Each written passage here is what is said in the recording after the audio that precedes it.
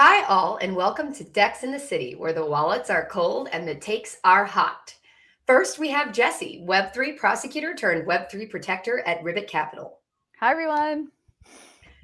And V is out today skiing. We're very jealous. We have FOMO. We've told her to have an après ski drink for us. But today, we are so thrilled to have Jill from Espresso with us on the show. Hi, Jill. Great to be here.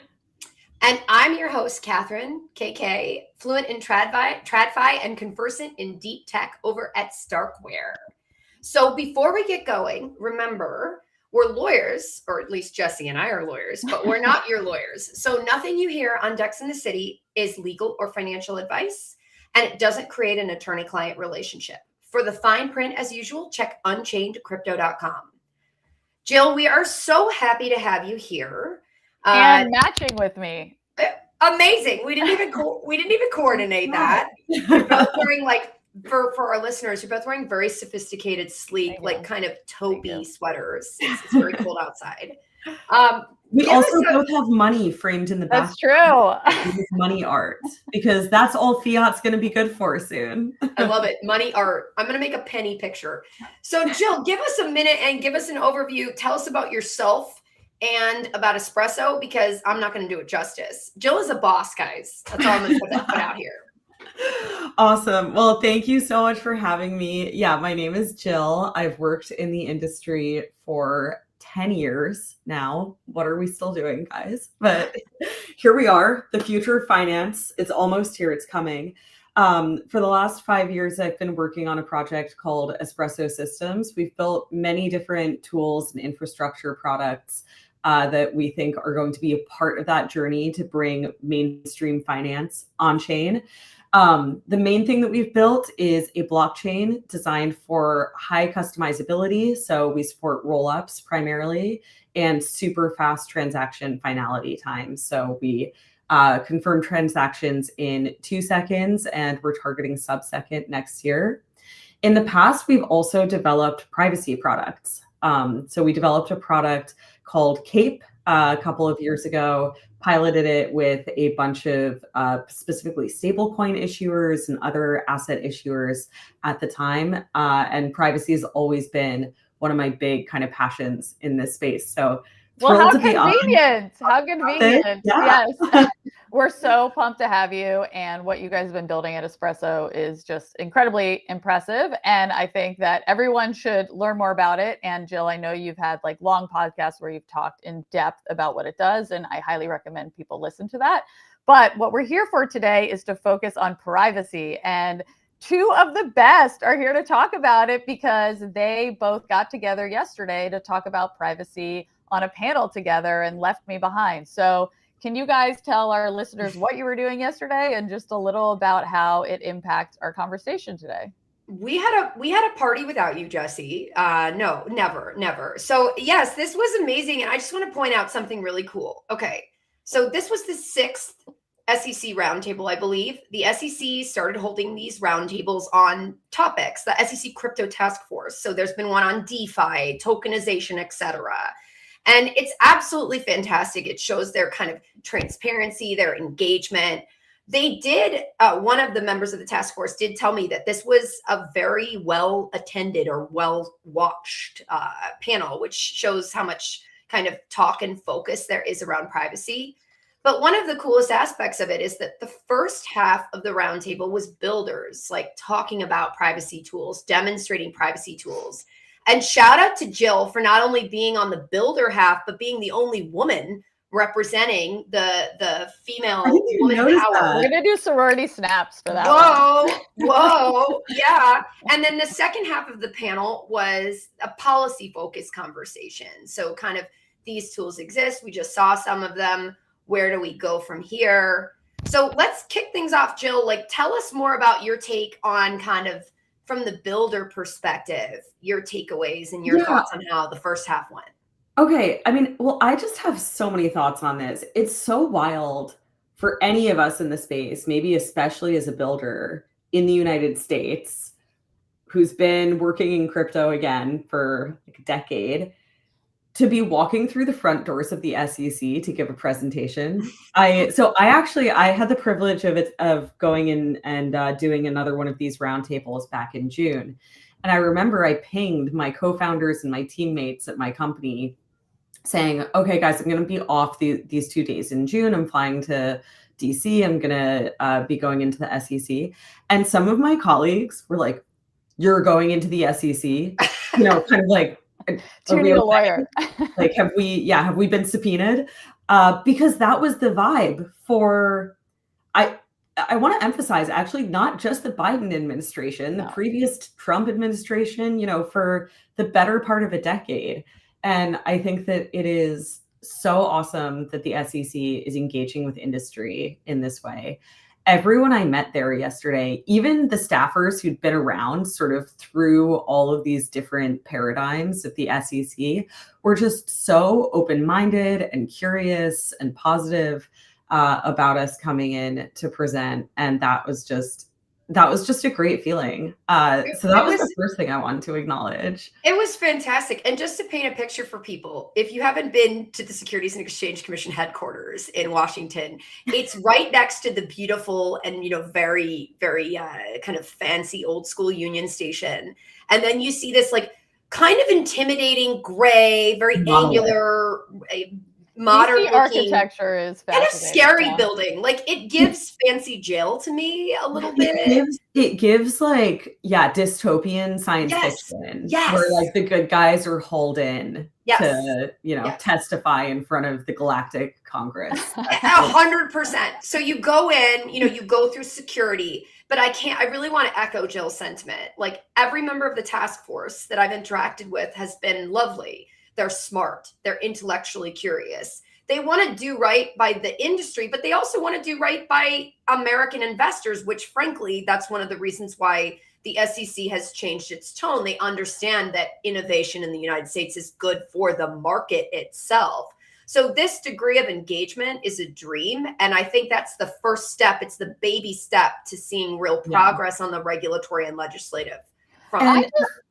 I just can't believe that the SEC had a panel on privacy. I mean, like I was in the government almost 5 years ago prosecuting crypto cases and stuff involving illicit finance. And part of the reason I left is because I didn't feel like the government understood the value of crypto and spoke about it in a very anti-privacy way. And to me, and in my nature, like I think privacy is incredibly important. And also it's perfectly aligned with national security, which were the cases I were working on. So to see a shift in just like 5-ish years to an actual panel to talk about privacy and the importance of it. I mean, I was blown away by what you guys were saying and also by the fact that it was just happening. Yeah, 100%. And I was going to say, Katherine, there's been this kind of meme in crypto, at least in the United States for a long time, of like, oh, thanks to the SEC for protecting me from this life-changing airdrop that I could have gotten, right? Like, thanks a lot, guys, for protecting me from this. Protecting me from this money.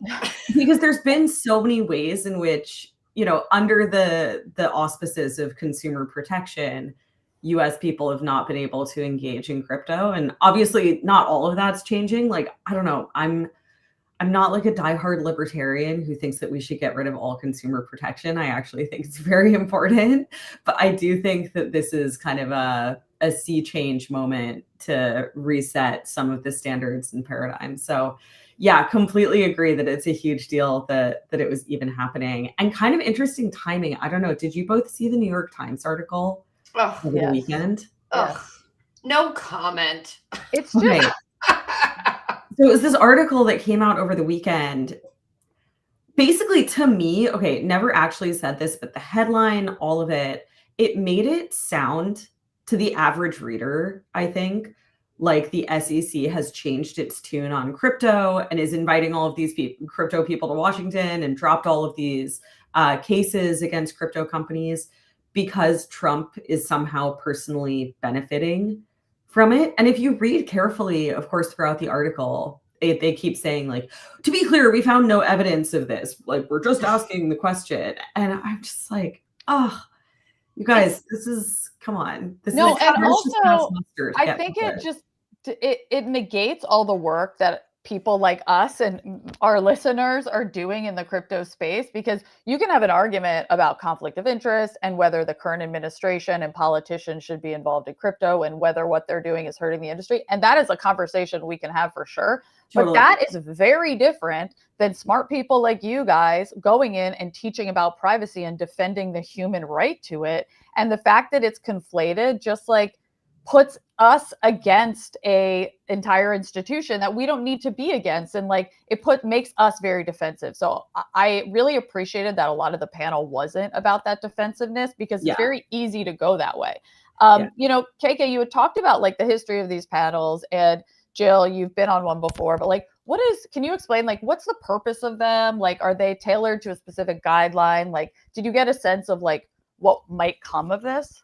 It's a great question, Jessi, because I've been asked that a lot. Like, what are the takeaways? What are the changes as a result of this panel? And also to give people some inside baseball here, people can actually apply to be on these roundtables, or they're invited to be on the roundtable. So a lot of the participants end up there because they have engaged with the Crypto Asset Task Force, or they've published thought leadership, or the commission is aware that their products align with the educational goal of this roundtable, for example.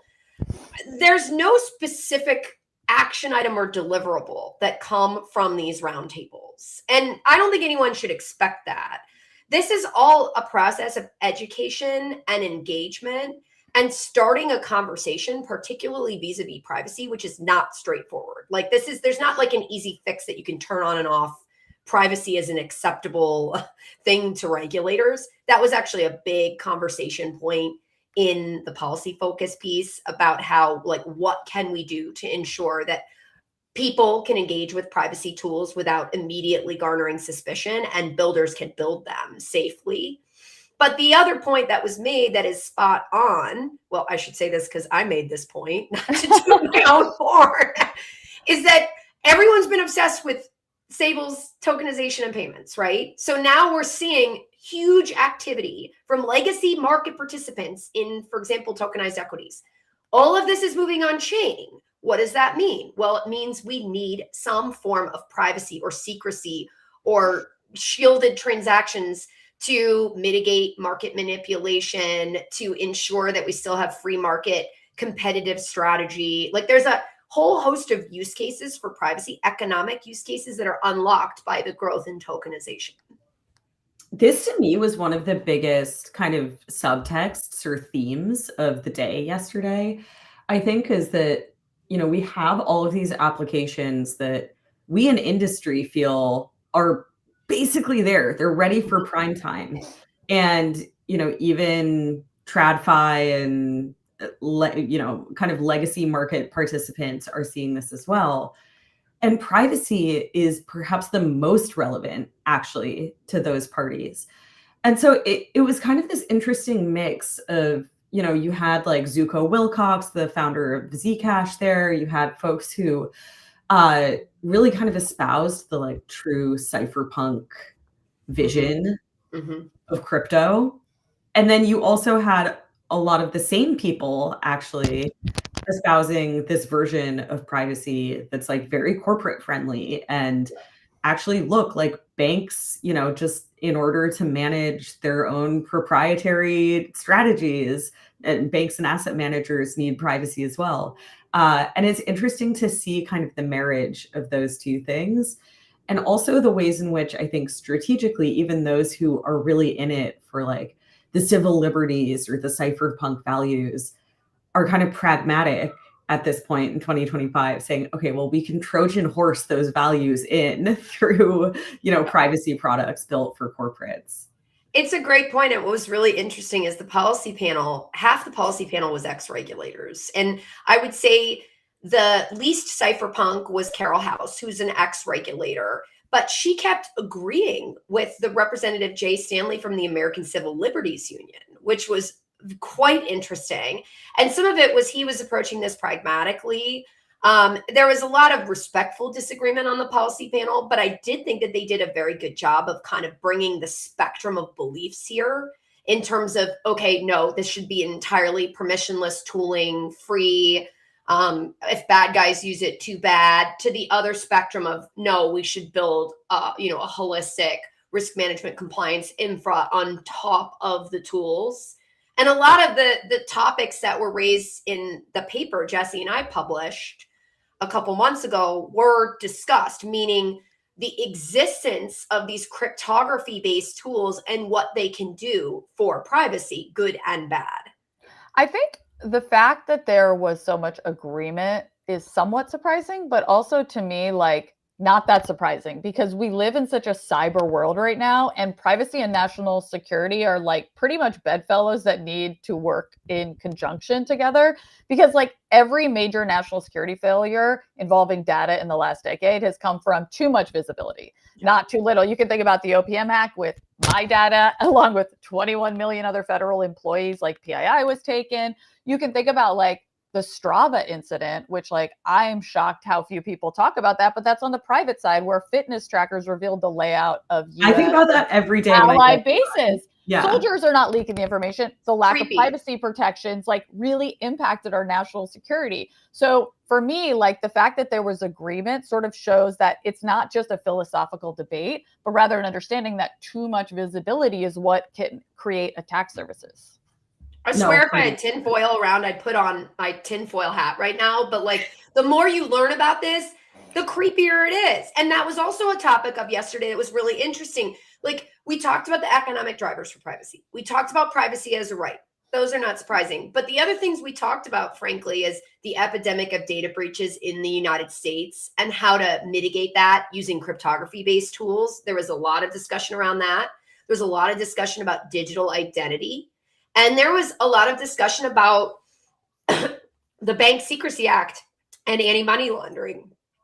Yeah, no, 100%. And I think this was a point that got driven home by basically every single speaker, more or less, is that with the tools that we have through cryptography generally, but then also through bringing assets and identity and things like this on chain and using crypto tools, we can still meet compliance goals, but with less data collection. And I think that is like, if I could just tattoo one thing onto the brains of policymakers and regulators, it is that sentence. We can still meet compliance goals with less data collection. Because I think that is, it's so easy when you say the word privacy to have like all of this baggage around it. Yeah. Forget privacy for a second. It's like, it's really that I think is going to be the driver of a lot of this adoption. And I said this yesterday, I'll say it again today. I think that this dynamic, again, the fact that we can still do risk monitoring in real time, we can still have the levels of transparency that we want and need, that we've grown to love about blockchains, but while encrypting and obfuscating things about assets and identity and having selective disclosure, like these are some of the most compelling reasons to bring digital assets on chain. Like, okay, yes, like we're helping to drop down clearing and settlement costs for like creating a global marketplace instead of a fragmented one. Like all of those great things about blockchains are true too. But I think what you get in terms of this supercharged privacy, risk auditing, identity tools are really like, that is the main reason. Yeah, because it allows us to like move past this false trade-off between privacy and regulation, because we should be able to design systems that where confidentiality and accountability like reinforce each other. And like we have the technology to do it. And so like you're making my heart very full with what you're saying, because like privacy and risk management should not be fighting each other. And like maybe in the past they had to before we had the tech that we had now. Like I don't want to speak to that. But what's so exciting about right now, and I think part of the reason why we all like the space so much, is that programmable risk management can be the mechanism that lets both privacy, regulation, and compliance exist together. Yeah. One of the points that I made loud and clear on the panel, Jessi, was a point that was grossly misinterpreted with our paper. It's like our paper, we run through all the tools or a lot of the tools that exist today that can be implemented for programmable risk management. But the point that I was making is these tools exist. We're not saying that regulators should mandate the implementation of them across the board. Like there's a spectrum of privacy solutions. There's a spectrum of privacy protocols with different needs. So however, just back up though for a second, Catherine, and can you just like lay the groundwork for your yes. paper? Because probably a lot of your listeners know about it, but some might not. So yeah. Yeah, we'll link it in the show notes. It is a dry academic paper. Actually, it's really fantastic and fun to read. Okay, I started reading it yesterday. I think it's very sexy. Thank you. It was Jessi and I. We were going for sexy. So we were going for sexy. Yeah. Sexy. It's a very sexy academic paper. Yes. But no, we'll link it in the show notes. Look, so I think we mentioned this on the first episode, but the whole point of it was we wanted legislators and regulators to be aware of the existence of these fantastic cryptography-based tools. Obviously, ZK proofs are close to my heart. Starkware is the OG of ZK proofs. Like the Starkware co-founders co-founded ZK Starks and Starks. The Starkware CEO, Ellie, is a co-founding scientist of Zcash. So that's our baby, right? So I was driven with the understanding of that tooling. And Jessi and I put our heads together and created this paper that runs through the existence of these tools, how they're used, how they can be used. And my favorite part of the paper is in the appendix. There's actually a chart that lists out the tools. So the dream is builders that want to build DeFi protocols. Like they have different goals. Some just want to build DeFi for TradFi. That's fine. We shouldn't shame them for that. Like there's a place for them in the community. Totally. So the dream is they're looking at the paper, they're looking through the appendix, and they're just making sure that they've considered whether the tool should be appropriate. That all being said, we were also quite clear in the paper that we are not mandating that any of these tools should be required. Yeah. There is a fear in the community that regulators, given awareness of the tools, are going to say, oh, well, this exists. You got to have it. You got to have it. And no, I don't think that's going to happen. I think we're not giving regulators and legislators enough credit. Also, like, it's about the users having choice too. You know, it's like builders build, they disclose what systems they're using or not. And then users get to say, I want to protect my money with this much. I want to protect my money a little bit less, but take on more risk. Like, why is that so scary? I'm not really sure. And to like just get back to the user side of this, if I could turn this a little spicy, if that's okay. Like, you guys were amazing on the panel. This is nothing against any of you, but I do think one thing that was missing, and it could be because it was at the SEC, not like the Treasury, for example, was just like the human aspect of it, except Jill, when you spoke about what happened to you, to be honest. But, you know, I think that we need to reframe the conversation a little bit, maybe in bigger conversations, maybe not at the SEC when it's about markets more, but like to being about privacy that protects people, not just principles. Because my conversation sometimes around crypto privacy right now is that too often it turns into like an ideological purity test. And I think we saw this with our paper coming out, because then it's just about principles and not people. Because to me, like, it needs to all be reframed from an abstract concept to like something like a public interest framework. Because if your privacy theory can't explain how a vulnerable person would get help, restitution, or protection, then it's not a privacy theory for humans, it's one for ideology. And privacy maximalism sometimes misses the flip side of like the harm comes from the state, but it can also come from each other. And sometimes the thing that's protecting you is like the ability to go to court, to trace assets, to prove your harm. And like, Jill, like, I'm so happy that you've had a foundation to be able to come out there and speak what happened to you. Like, I've been hacked too, but there are hundreds of thousands of people who have never been able to have a voice, can't get anyone on the phone to help them, can't get any recourse. And so like when there's no privacy, people get hurt. But if there's no accountability, people also get hurt. So we need to figure out a way to like balance the two. And in my mind, obviously, programmable risk management is one way to consider doing that. But there's obviously potentially other options out there. Like, but at the end of the day, like, privacy needs to understand people, and that the fact that we need to be shielded most of the time, but discoverable in times of harm for the purpose of justice. Jill, tell us more, because for those who missed the panel, tell us more about what you shared yesterday with the caveat, or it's not even a caveat. Guys, Jill is really sophisticated in crypto. Like, she's maybe the most, I love how, I mean, whenever you're at TradFi conferences, there's always that guy standing in the corner and he's like, I bought Bitcoin in 2014. And it's like, well, you're clearly still needing to work. So you obviously didn't hodl it. So you should probably stop bragging about this. Like Jill is that person, but she's not going around bragging about it. So Jill, please tell us more. Okay, so yeah, for those who are not extremely online and did not see my viral Twitter thread about this the other day, last week, literally, I'm not kidding you, I sat down at my desk to work on a draft of my remarks to give at this SEC privacy roundtable. And I happened to open my Rabby wallet, like my browser wallet. And I had moved a bunch of things around the day prior to prepare to do an angel investment out of my Rabby wallet. I don't usually keep that much in terms of funds in my just like browser hot wallet, your like Rabby or your MetaMask or what have you. But I moved a bunch of money in. I have to confess, I sold my Monad airdrop. I sold a few other things to like be able to fund this angel investment. Okay. And I opened my wallet and I'm like, that's funny. The wallet user interface is not showing me all of these funds that I put in here yesterday. But you know, these user interfaces kind of suck. So I wasn't that surprised. And I was like, let me just go into Etherscan and make sure it's all still there. And it wasn't. And at this point, okay, you two will appreciate this in particular. I'm a mom. I have a 2-year-old. I'm chronically sleep deprived. At this point, I was thinking like, did I accidentally send it somewhere? Did I like send it to like my like one of my other, you know, hardware wallets, or like did I send it to a sex? Like did I forget that I sent it? I could have done something like that. Did I like bridge it into like the wrong contract? Like that was honestly, I was like, was this a mom brain thing? Yeah. Okay, Yeah. Moms have superpowers. I shouldn't use the word mom brain, but like for me specifically in that moment, that's what I was thinking. Anyway, I'll cut a very long story short.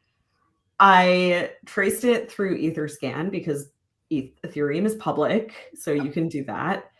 And then I saw the deposit of this 30K worth of stable coins into, well, it had been turned into Ethereum at this point, into Railgun, which is a privacy product that like I've never used before, but like I know about and I respect it. I also know it's used in a lot of black hat activity. And I just saw that. Black hat equals bad hackers, guys. Yes, black hat is bad. White hat is good. I just saw that deposit into Railgun and my stomach just sank because like that's the smoking gun. Unfortunately, you know, all of the other movements of the funds, I could kind of be like, did I like accidentally like give permission to like, you know, some DEX to be able to do this? As soon as you see it go into a privacy protocol, like that's not an accident. That's the bad guys taking your money. And it was just a real moment of empathy for me as someone who's built these products, who's been in the space a long time, who's been a huge privacy advocate from like a civil liberties perspective, that in that moment when you're the victim, you don't look at this and say like, that's like a really cool tool of human freedom. I'm so glad that this exists. You're like, are you kidding me? And of course, I want to say, of course, you know, the real fault here lies with, firstly, the smart contract that had a vulnerability disclosed in it that was not deprecated and taken down that actually allowed this hack to happen. You know, secondly, self-sovereignty is just costly. Like you got to be careful out there. I probably shouldn't have had that much money just chilling in a hot wallet, even overnight. So, you know, stay safe, folks. Go into your wallets, go to revoke.cash. Like there's all of these great public goods that exist to like be able to monitor, you know, your wallet's permissions and things like this. But also it does just suck to look at it and be like, this is the practical use case and adoption for a lot of the activity that goes on in privacy protocols. But to your point, Jessi, I think it's so important. I actually had people kind of discouraging me from sharing the SEC roundtable. I was like, do you think that we're like gonna, like as an industry, do you think that we're gonna make progress by not acknowledging that black hats use these protocols? Like, absolutely not. Like, this is such a well-known thing. We have to acknowledge it and acknowledge that we can build privacy tools that do have safeguards built in. You know, if I had caught it, the railgun deposit within a couple of hours, railgun would have been able to stop it. And railgun does have these types of safeguards built in. They have like a proof of innocence thing. They have like a time delay on deposits. I think that they have like KYT, so like some TRM or Chainalysis thing set up, but this just missed, you know, all of the safeguards. So yeah. I'm so sorry that happened to you. You know, you have been working in privacy so long. Did it actually shift your thinking? Because how I'm thinking about it is like, it really grinds my gears when people say like, I mean, I don't want bad things to happen in this space, but I believe in privacy, or but what, because like I don't think we need to pick between those things, and it ignores the victims in that first clause of the sentence. Totally. And so I don't want everybody to have to get hacked to understand the importance of having some sort of risk management tools. And I think, yes, self-sovereignty is scary. Be careful out there. And like, I want Jill, you to come on and like give a cybersecurity training at some point. But like the whole point of this being built is that we should be able to have self-sovereignty and security. And so like, I sort of wonder like how you think this changed your thinking, and whether there's any way to sort of leverage that to people that haven't been through it to understand the balance that might be required. By the way, Jill, before you answer, I'm just going to say I'm going to introduce a new segment called What Grinds Jessi's Gears. Yes. Such a great throwback. For those like our listeners need to run a podcast called What Grinds My Gears. One of the OG female-hosted crypto podcasts, I may say. Honestly, it didn't really change ultimately my perspective on like what needs to exist and how we need to approach these things. Even to the extreme, I would say that I do think that there's value in having some privacy tools that are aligned with that kind of like cypherpunk set of values that, you know, are more on the permissionless end of the spectrum. Because I've also seen it pretty much firsthand from doing research and having friends even in places like Venezuela or Iran or at times Lebanon or Hong Kong during the protests there, et cetera, where I've seen, okay, privacy can be a tool of human freedom. Again, in that moment of the hack, seeing Railgun there, I did not feel that way. But like, I do think it is very valuable to have these kinds of censorship resistant, again, like cypherpunk aligned privacy tools.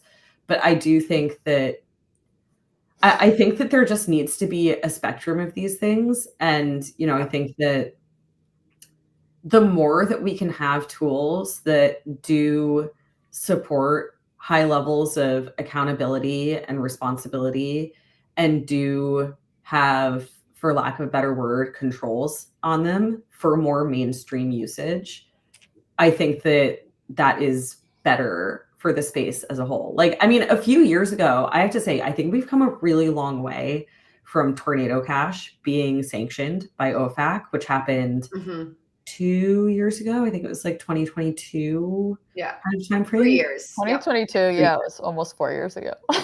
Stop. Take that back. Retract that statement. Okay. Almost 4 years ago.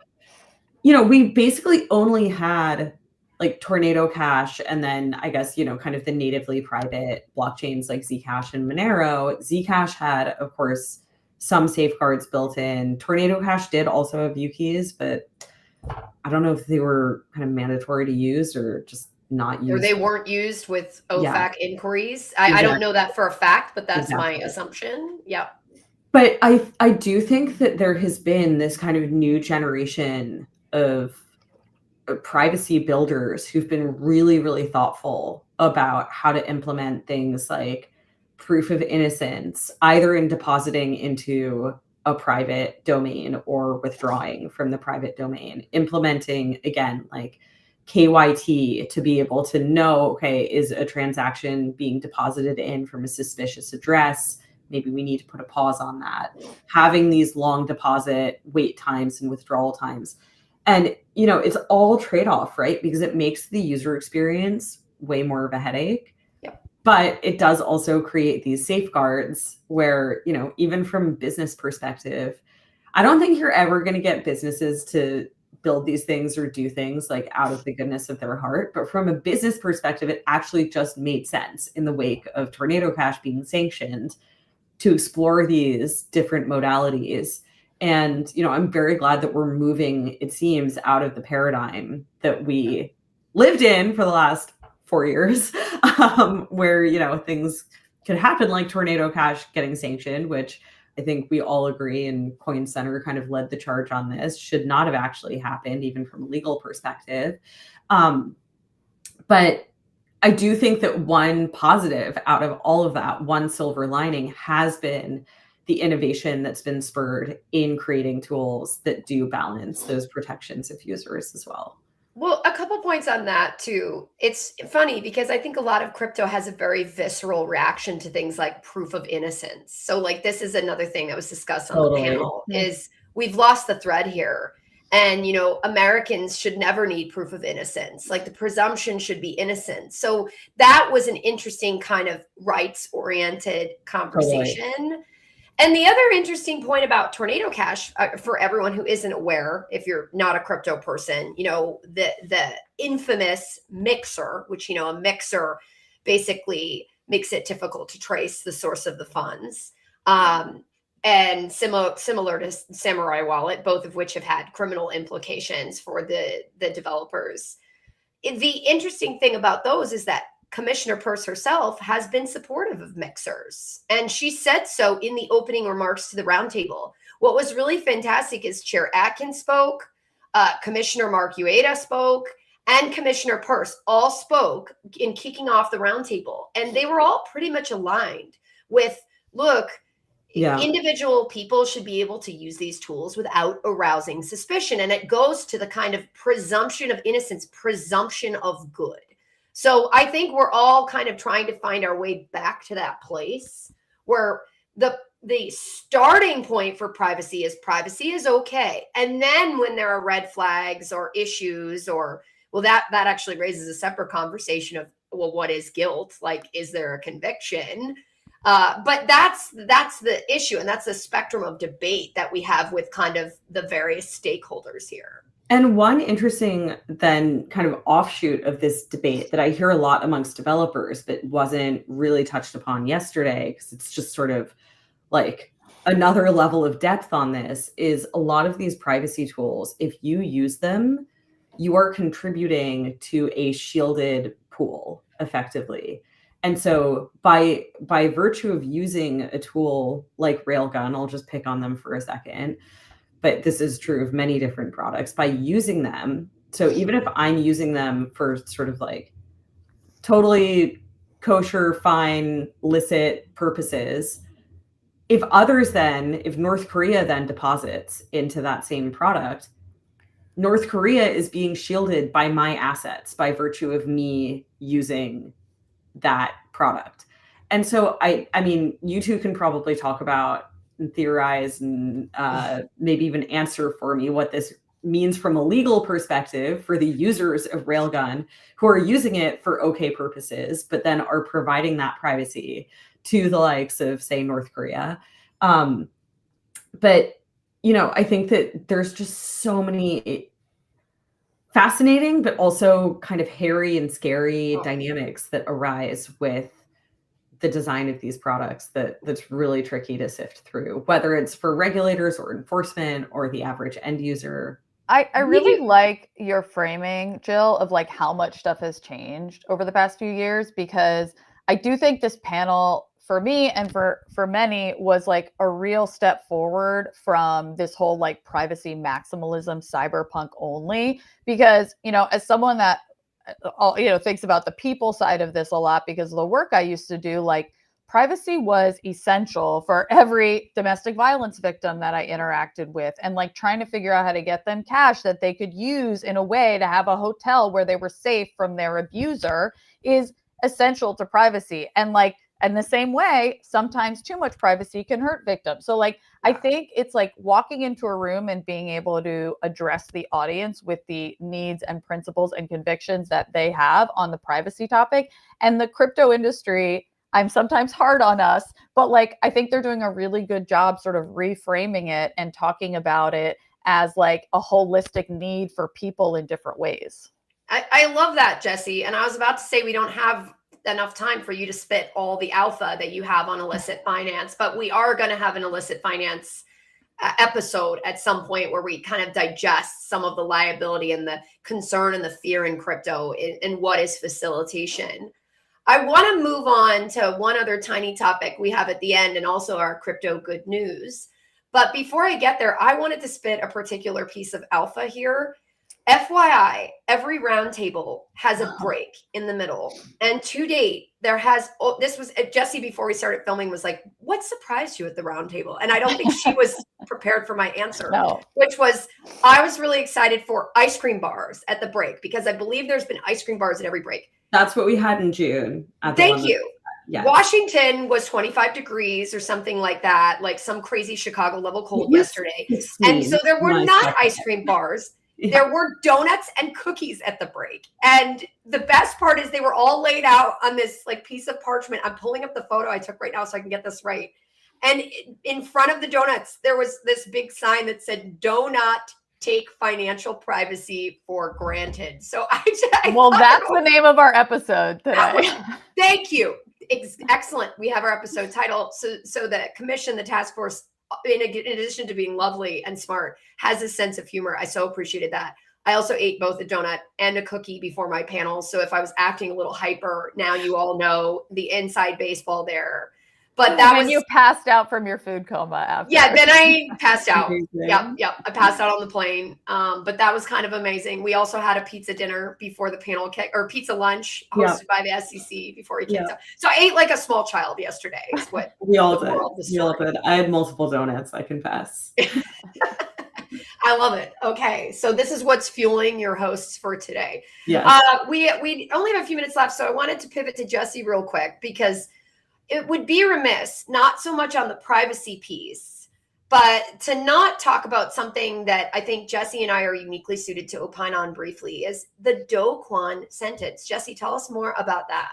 Sure. There's been a lot of conversation about the sentence and whether it was too much, too little. And essentially what happened is Do Kwon pled guilty to 2 counts. Oh, and remind our listeners who Do Kwon is. Do Kwon ran Terraform, and it was an algorithmic stablecoin that depegged.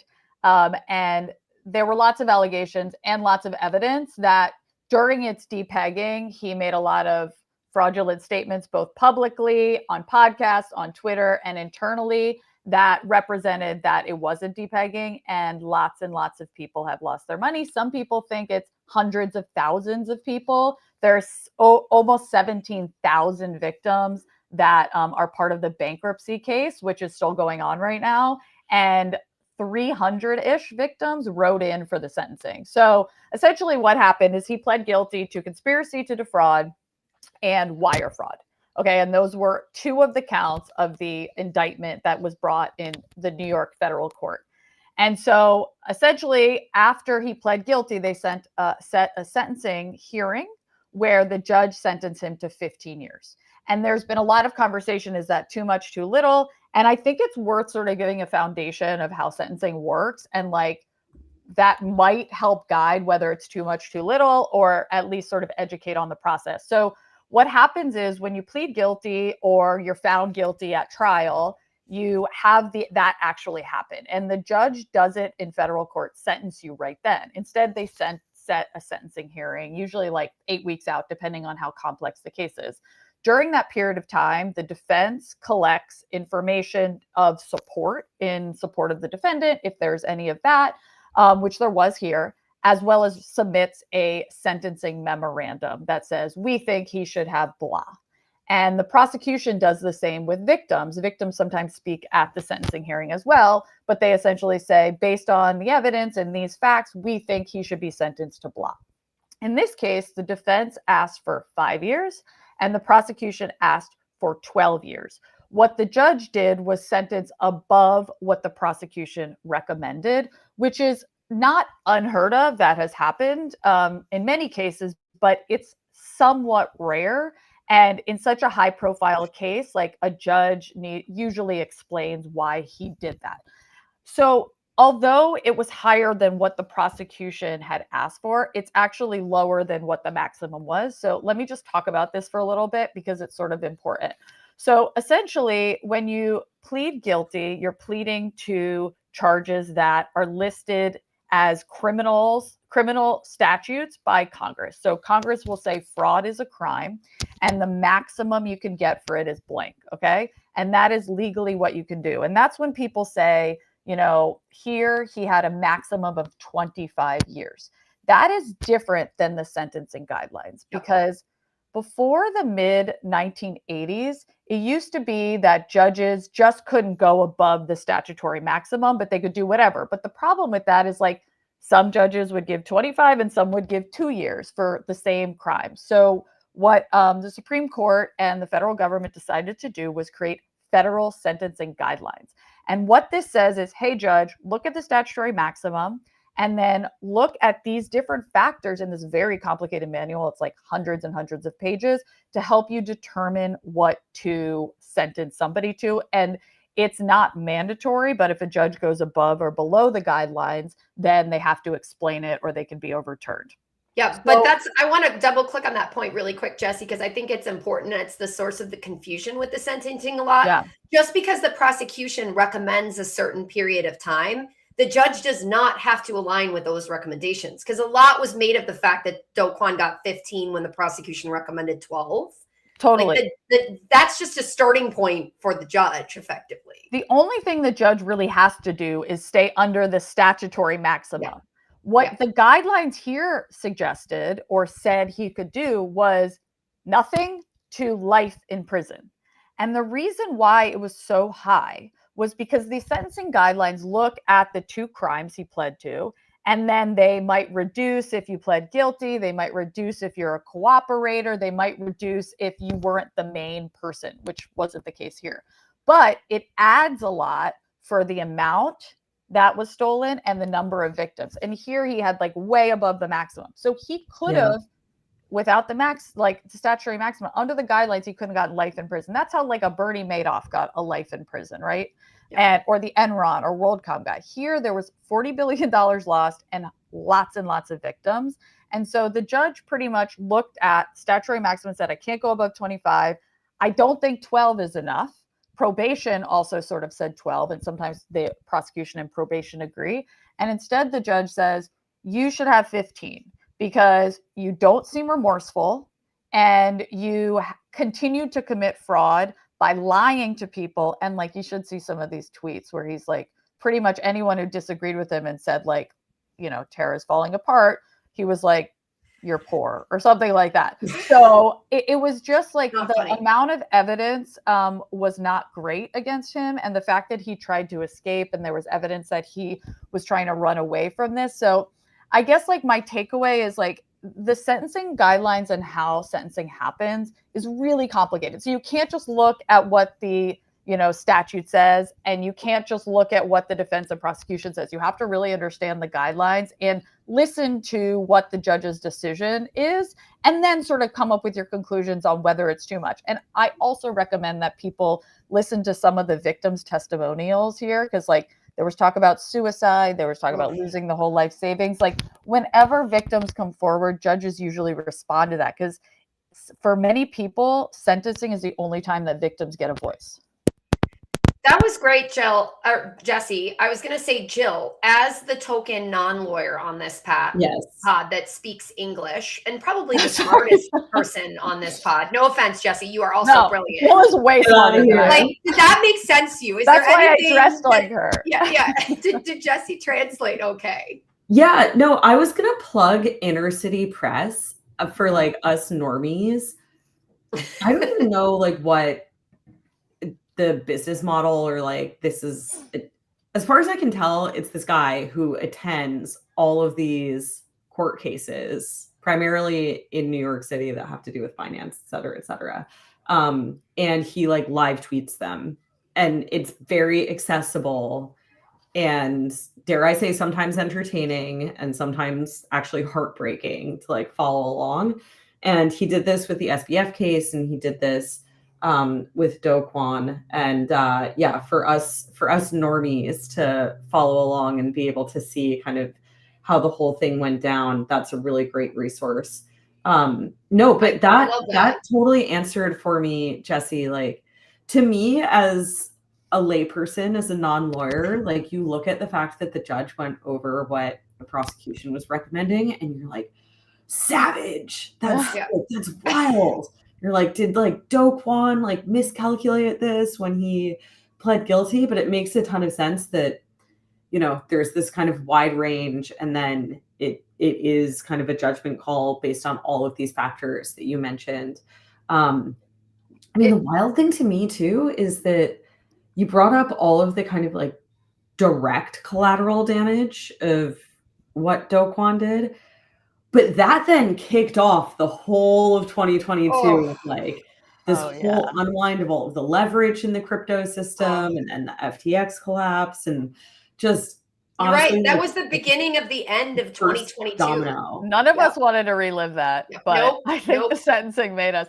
You know, it was interesting because it's not common, obviously, to go above, but you could tell in the judge's comments that there were a lot of thoughts that he had about crypto and the crypto industry, and sort of like the cult following of Do, that he said Do took advantage of, that really contributed to why he went above what the prosecution offered, which it's sort of interesting for a judge to give that much like personal intake on how he thinks about it.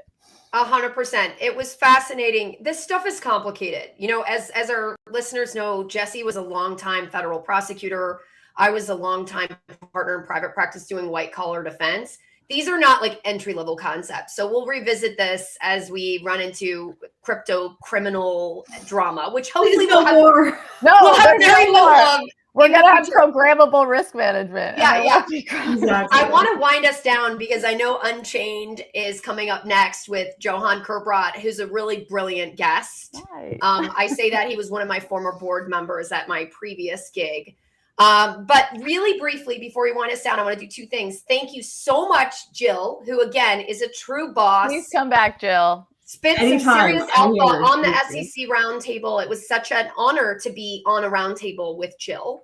And then very briefly, our weekly crypto piece of good news. This is actually so cool, guys. I don't know if you read about this. I wanted to give a shout out to Save the Children, which introduced a Bitcoin fund, which the cool part about this, it's actually unlike a lot of crypto charitable donations that are converted to fiat instantly. This fund is specifically designed to hold Bitcoin for multiple years.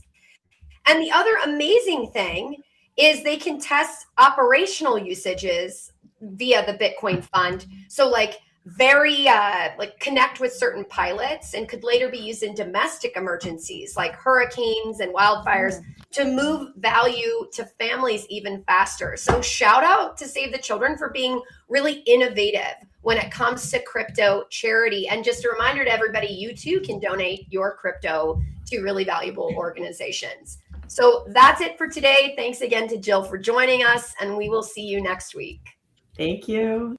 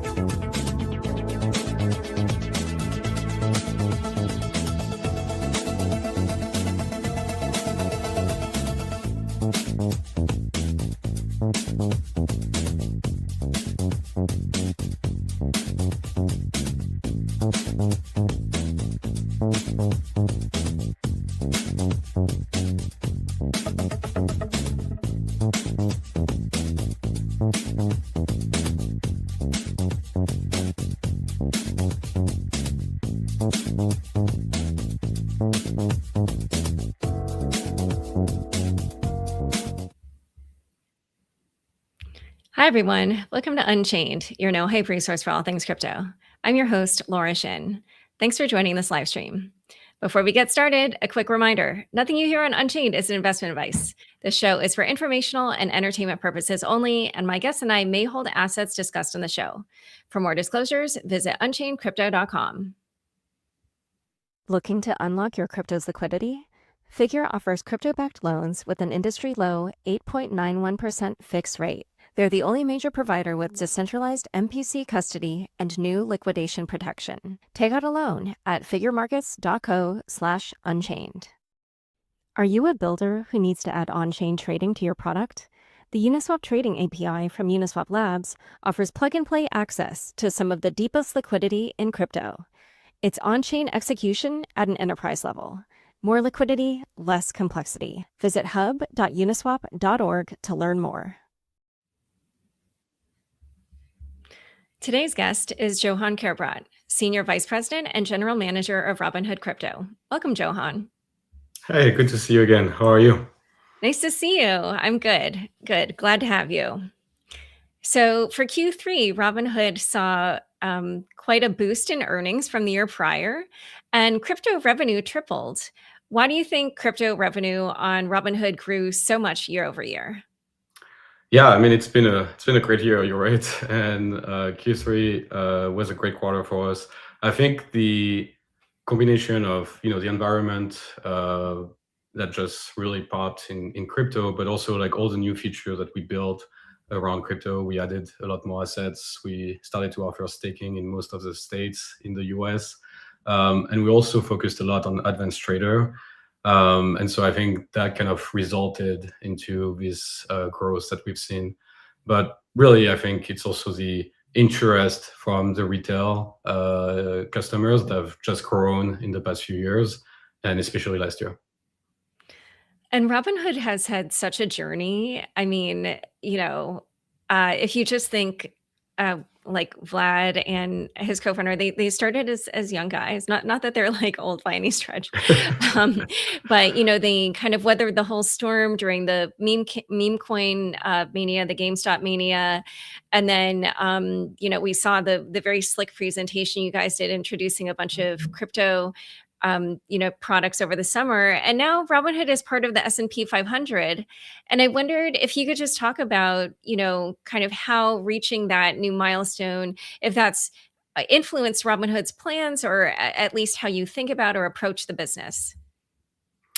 Yeah, I mean, I think there is so much to tell about this story. I think for a lot of reasons, I have a ton of respect and admiration for our founders. But I think one thing that I often explain is the story of crypto within Robinhood.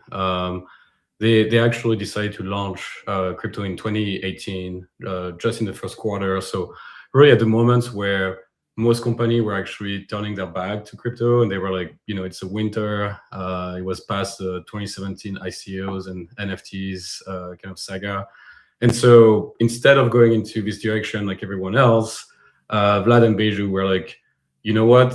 Some customer want to have access to this type of financial instrument.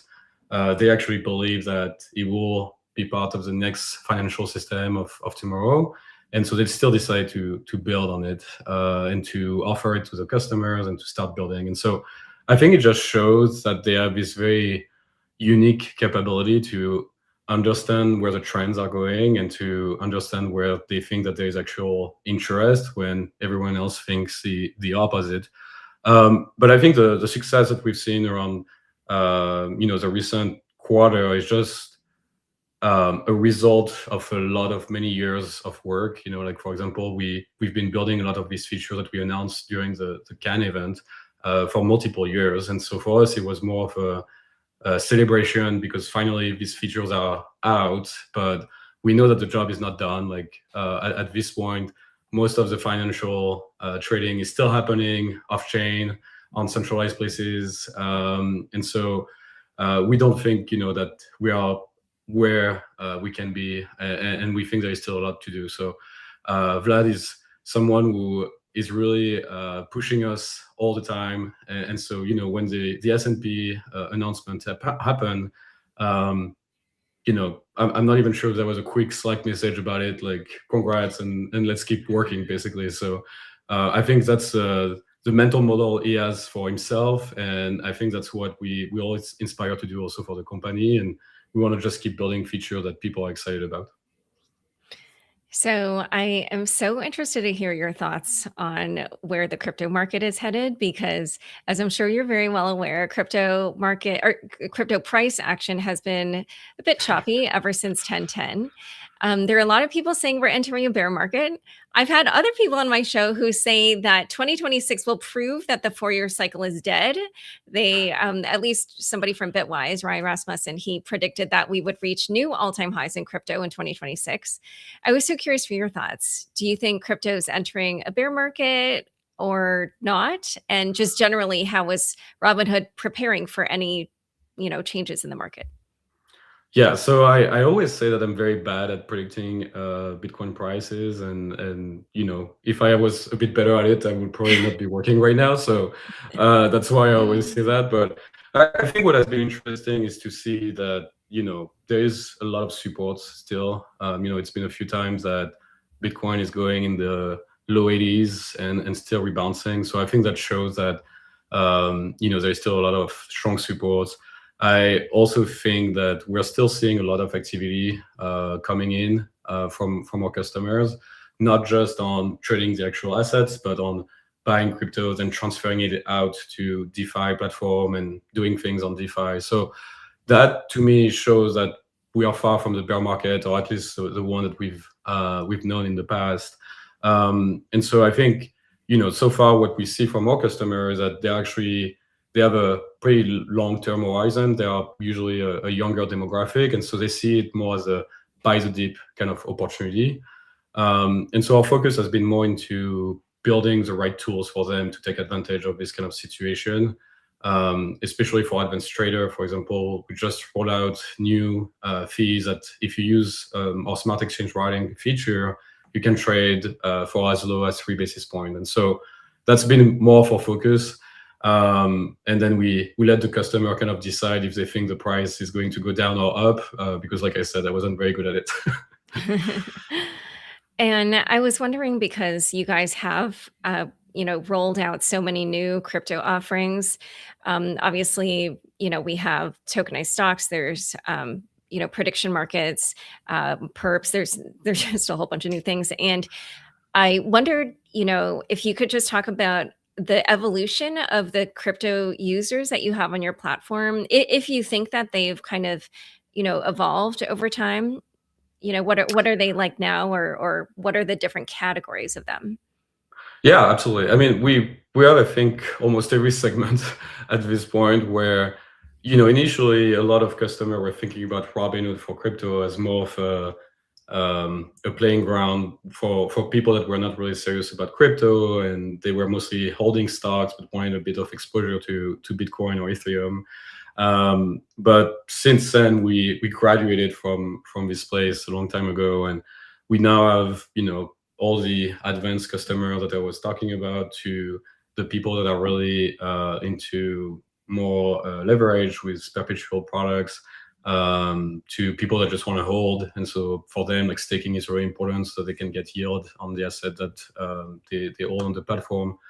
And we also have a lot of people that are active on DeFi. So we have built a self-custody wallet for that, and they are really engaging with it. So I think we have all of them. What is more interesting is to see the cross between the different products. And I think that's where Robinhood is pretty interesting, being this all-in-one application where you can start by investing into Bitcoin for the first time, or you can start using a prediction market, or you can just go straight to equities or opening a retirement account. So I think it's a pretty interesting platform where we're introducing a lot of new investors to just like the investing world. And so for a lot of them, they didn't have a retirement account until they started to trade crypto or started to trade prediction market. And then they realized on the app that we had this retirement account feature, and then they went into it. And so it's like opening up for a lot of customers. They're thinking about just investing in general and what is their financial journey for their entire life. Yeah, so in a way, it's like you're trying to build out offerings for all levels of sophistication with crypto. That's right. All level of sophistication of crypto, but also any other type of assets. I think it's really important to start thinking about the multi-asset class. So for example, we have futures on Bitcoin and ETH, and we also have the underlying assets. So if you're an advanced trader, you can actually hedge or collect premium between the two different assets. Same thing with the ETF. For example, if you want to hold Bitcoin for the long term, you can buy a Bitcoin ETF on your retirement account. So it's really about giving all the choices and the accessibility to the customer, and then the customer can decide where they want to invest their money. So given that you have offerings across that huge range, I did want to ask you a little bit about how you see Robinhood in comparison to Coinbase. I'm sure you're very well aware that tomorrow Coinbase is doing a big announcement, and already there's reports that they're going to be competing basically with Robinhood in some of the offerings they already have, such as prediction markets, tokenized stocks, etc. So I just was curious to hear, how you think about where you're starting from, where they're starting from, and how you compete against a competitor that is different for now, but you guys are definitely converging on the same space, at least as how I see it. Yeah, I mean, I think for us, it took us quite a long time to actually build a brokerage and all the features that are around equities, and to get to the level of sophistication that you can get on Robinhood. So I'm not necessarily like thinking that tomorrow everything will be the same between the two applications. But I think the reality is that we are going to start seeing a lot of this super app being created. And, Robinhood was the first and perfect example of the super app. And we've been very vocal about how helpful it has been for our customer to be able to buy, a stock like Microsoft or Tesla, and being able to sell it and buy Bitcoin the same day without having to transfer between different accounts. So I'm not necessarily surprised that it's where they are going. And same thing with prediction market. We've seen that it's been one of our fastest growing business at Robinhood. We've seen a lot of enthusiasm from our customer about it. And so obviously we do expect competition to come in and to try to do the same thing. What I think is pretty unique at Robinhood is more around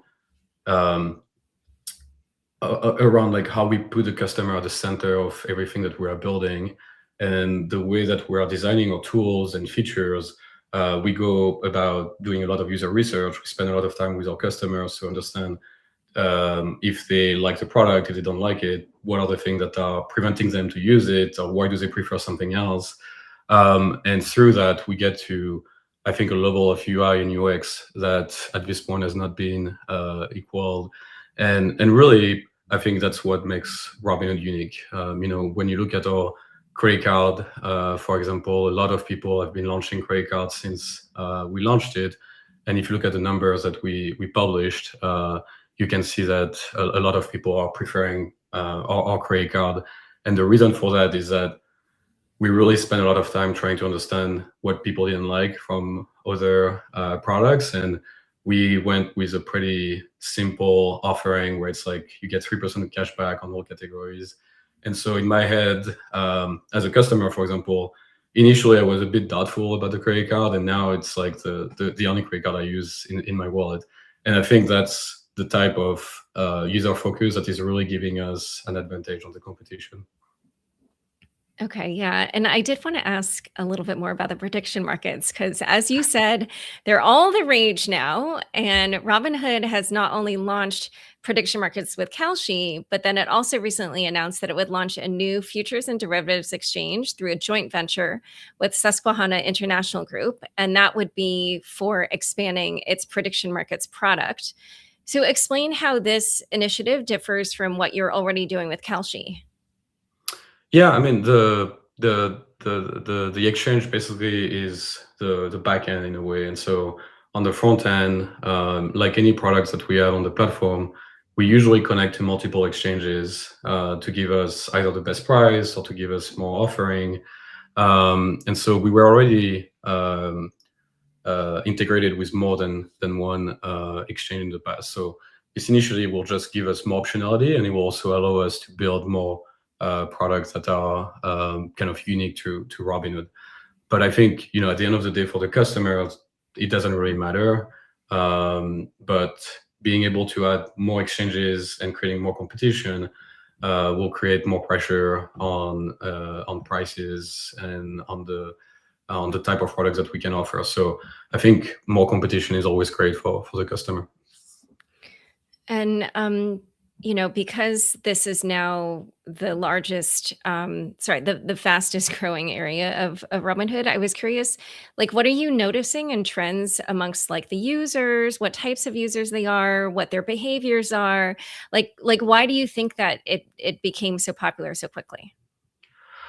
I think there's many reasons, but the one that I think is the most easy to explain is that it's giving very advanced tools to a lot of customers that didn't necessarily have these tools before. So for example, if you wanted to hedge against AI or against a particular event, before event contracts, you could pick some select stocks, and you could decide that I'm going to go long, or I'm going to short or buy options accordingly. But you still had a lot of variation around the results, because maybe you were right and AI is a boom, but the company that you picked is actually having a bad time because, I don't know, their manufacturer or maybe one of their product line didn't work as well. But with a prediction market, you can actually buy a contract that will actually give you the same hedge that is in a way simpler way. Is AI going to be important next year or not? And so I think that gives a lot of opportunities for a lot of our customers to get their feet wet into the market. And the other aspect is just that a lot of these contracts are closer to the actual individual. So, when there is a mayoral election contract, for a lot of customers, they can actually engage with it because there is a direct impact for them. So I think that's the reason. And then obviously, you know, we have different categories, and some people are engaging with one category more than the other. But I think it's just a very unique tool that gives you a lot more capabilities that until now you were not able to.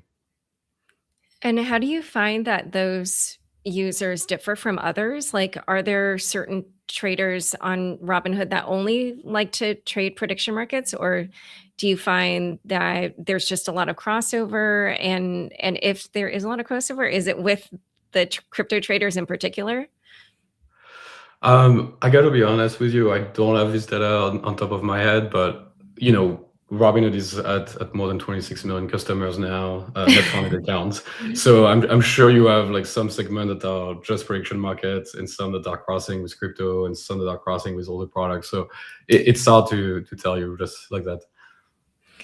And I also have to ask, I'm sure you're very well aware that Connecticut's Consumer Protection Department issued cease and desist orders to a whole bunch of different prediction market platforms, including Robinhood. And they accused you and these other platforms of conducting unlicensed online gambling and sports wagering. What's your response to that?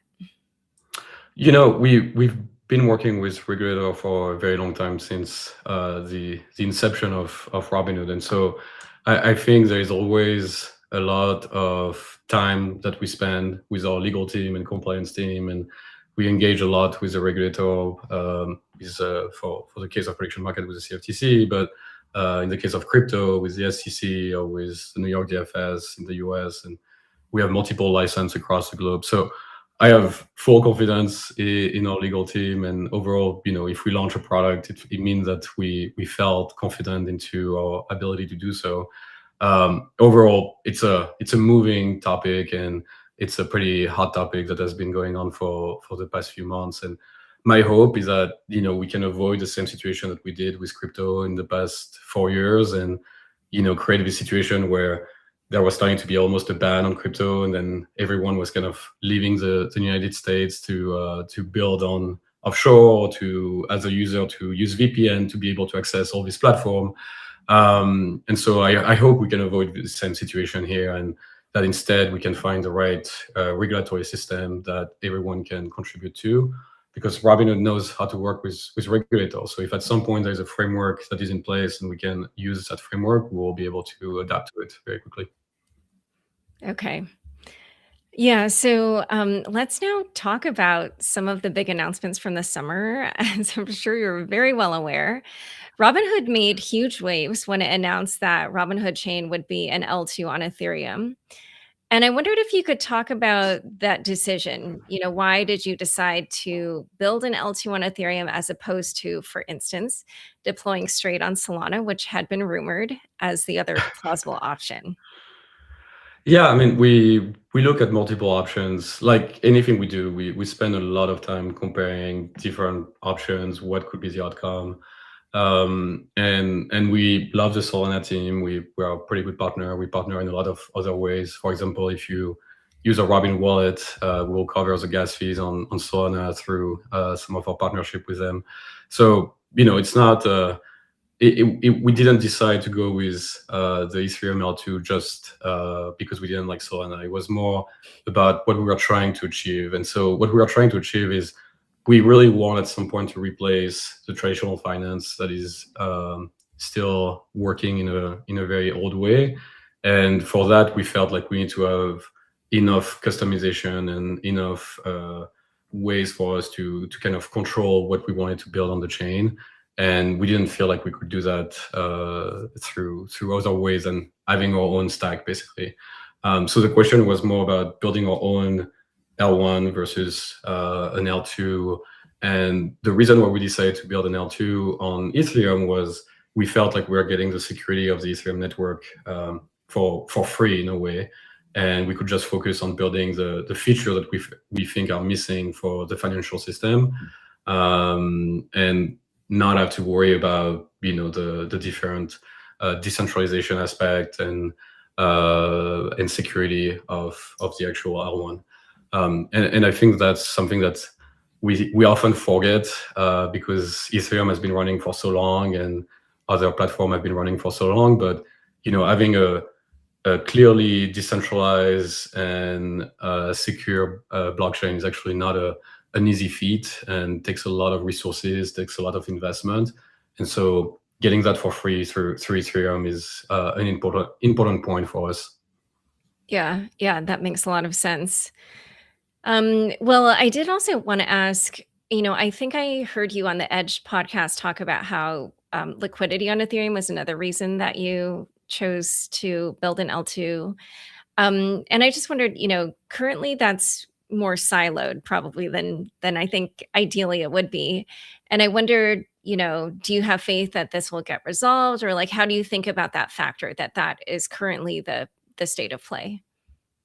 Yeah, I mean, for us, it definitely makes it easier being an EVM compatible chain to be able to move liquidity easily between the different chain. And to your point earlier, like around our good competitor at Coinbase, they themselves are also on an L2 on Ethereum, and so it's helpful, I think, for the customer at the end of the day to be able to move liquidity between the different chain easily. But at the end of the day, I think our goal is really to get all this complexity away from the customers, and the way that you can buy your stock tokens on our European app, for example, the customer doesn't even really know what is happening behind the scene. Like we are showing a bill that clearly shows it's a token and so that it's a crypto purchase, but all the complexity around gas fees and transaction and wallet addresses and everything is taken care for the user. And so I think that's where we're going to go in the future for everything. Clearly, you see that there's more and more chain being created on a regular basis. There's multiple L1 being announced, and everyone is going to want to have also their own stable coin, or at least there's a lot more stable coins now than there was 5 years ago. And so I think our role as Robinhood is going to take away all this complexity and make sure that we aggregate the stable coins and aggregate the right transaction process for our customers. And that way, customer can just focus on what they're trying to achieve, which is, I don't know, buying a stocks or something like that, and not have to worry about anything around the crypto technology behind it. So I also wanted to ask about perps, because they were obviously also a big part of the boost in revenue in Q3 and in the crypto vertical in Robinhood. And I think right now they're just in the EU, and I was wondering if you could give us a preview of when they might be expanded to other jurisdictions. Yeah, I mean, we've said it before, like we would love the perps to be ready to launch in the US. Clearly, we have the technology; it's running in the EU, but currently, perps as it is are not allowed through the CFTC. So there are some equivalents or attempt to be equivalent to perps that are starting to exist, like the Coinbase one. Yeah, like the Coinbase one, which is more or less of a long-dated future. And so we have some options available already on the platform. Like we have long-dated future as well on some of the assets. But a true perps, the same way that we have in the EU or that you can find on different platforms, are still not allowed. But in the EU, it's something that we've seen a lot of stickiness. Like our customers are really liking it. I think they also like the UIs that we built. I don't know if you've seen it, but it's like this cool ladder that you can move your take profit or your stop loss very easily, and you can change the margins fairly easily as well. So we're pretty confident that it's a product that people will love here in the US. So hopefully we can get the regulators to approve it quickly. And I noticed that you guys had invested also in Lighter's recent fundraise of $68 million. And obviously this is just easily one of the hottest, verticals that we've seen in crypto in the last year, with Hyperliquid kind of kicking the whole thing off. But I was curious, like, why is it that Robinhood chose Lighter out of all the different contenders in the DeFi perp space? Many reasons. We know the Lighter team for a very long time. We've been working with them on and off for a long time as well, and we felt like we liked a lot of what they've built. They're also using zero knowledge proof for a lot of their system. And I also felt like during the 10-10 situation, they were actually handling all the situation pretty well. And so we think it's a great team. We think the product is good, and we wanted to be part of their journey. I think for us, it's also giving us optionality if we want to do more into DeFi and into perps. And so it's pretty important as a business to have options. So yeah, that's why we did it. And so can you just expound on that a little bit? Is it something where like Lighter might power kind of something on the back end in a DeFi way, and then Robinhood might be the user interface or something like that? Yeah, for example, that's something we could do, especially since we have a self-custody wallet that already connects to taxes and already connects to any kind of app that you can use on DeFi. So that's something that you could see, for example, the wallet having a perps offering through it, and Lighter being one or the only one platform that is connected to. But at this point, like there was no set plan. And that's why I was talking about this optionality. Like I think when we really get excited about the technology and when we really like how teams are working, it's when Robinhood start thinking about potentially investing in these teams and getting an option in the future to do more work with them. Okay. And you mentioned the 10-10 liquidations, and I just had to ask, obviously that does look like a sort of watershed moment, maybe not in a positive way for crypto. um, and just because you are, familiar with like trading infrastructure and all the things that can go wrong in that type of world, I wondered, when you looked at what happened that day, what do you think the industry could improve, or what were your thoughts on like why things went so wrong? Yeah, it's hard to say exactly. Like I think we're still not too convinced by some of the explanation that were published, but I think overall for the industry, it's more about building resiliency, making sure that we don't have single point of failure.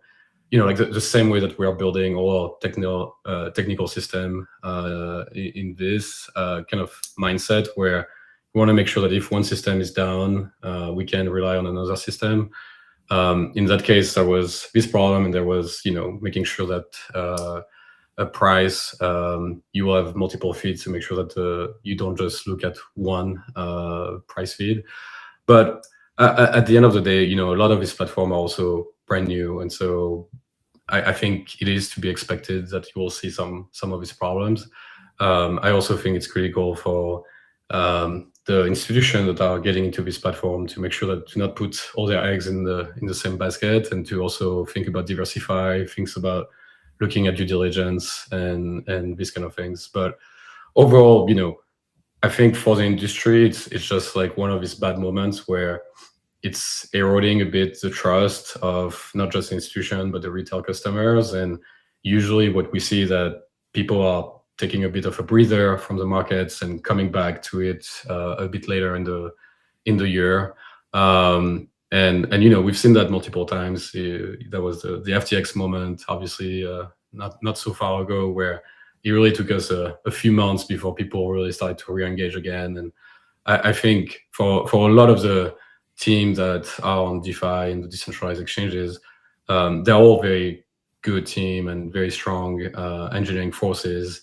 But sometimes we are building fast. Sometimes the leverage is maybe very, very high and too high for some instances, and that's where we need to be careful. All right. So in a moment, we're going to talk about some of the other things that Robinhood's been doing in the crypto space. But first, we're going to take a quick word from the sponsors who make the show possible. Today's episode is sponsored by Figure, which is transforming financial services using blockchain. They're the largest non-bank mortgage lender in the U.S., with over $19 billion unlocked on their lending platform. Now, they're offering industry-low, crypto-backed loans at 8.91% interest rates at 50% LTV for BTC, ETH, and SOL. They differentiate themselves by offering decentralized MPC custody, which protects your crypto ownership in a segregated wallet. They've also recently launched liquidation protection to protect you from liquidation during large price drops. Whether you're funding a major purchase, investing, or even buying more Bitcoin, Figure makes it transparent. Visit figuremarkets.co/unchained to take advantage of their crypto-backed loans today. Hey founders and developers, if you're looking to bring on-chain trading to your product, wallet, or platform, check out the new Uniswap Trading API from Uniswap Labs. It's your plug-and-play gateway to global on-chain liquidity. No deep crypto experience required, and no need to manage complex integrations or ongoing maintenance. With the Uniswap Trading API, you'll get enterprise-grade on-chain execution, combining both on-chain and off-chain sources for the most competitive prices. Simply put, more liquidity, less complexity. And this isn't just any API. It connects directly to the Uniswap protocol, which has securely processed over $3.3 trillion in total volume with 0 hacks. So stop worrying about liquidity infrastructure and focus on building your product. Get access to the same liquidity that powers billions in swaps through one powerful API. Visit hub.uniswap.org to learn more.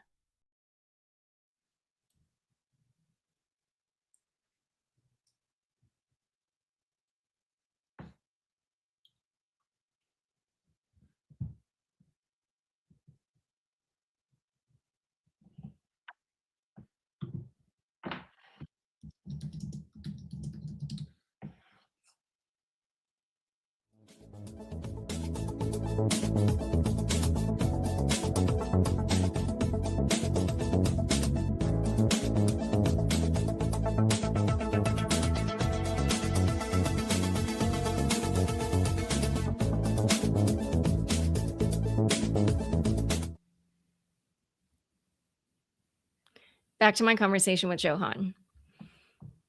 So the other big announcement that Robinhood had this past summer was that you launched tokenized stocks. And this really feels like it would be at the sweet spot of, all of Robinhood's, offerings and its history and its expertise. And I heard that, now you're at the stage of having 1,000 stock tokens available to European customers. I wonder if you could talk a little bit about how you managed to grow that number so quickly, and just, also the regulatory aspect, because obviously people probably remember there was a little bit of a kerfuffle with OpenAI right after the launch. So yeah, just talk a little bit about those issues and how you managed to get that growing so quickly. Yeah, I mean, there is 2 different products. There is a public stock token that we launched, and to your point, we are at more than 1,000 now. So what was exciting for us was really to build the tokenization engine ourselves, so that we could actually support this rapid growth.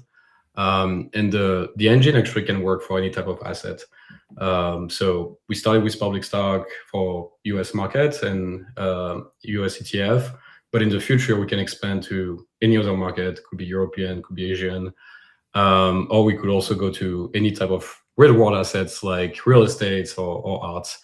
So I think that's kind of the one thing that we were really excited about. The second item that you mentioned is private stock. And so the reason why we really want to do something on private is because we feel like it's still one of this big gap that there is between the ultra high net worth individual and the normal kind of people that don't have multiple million in the bank.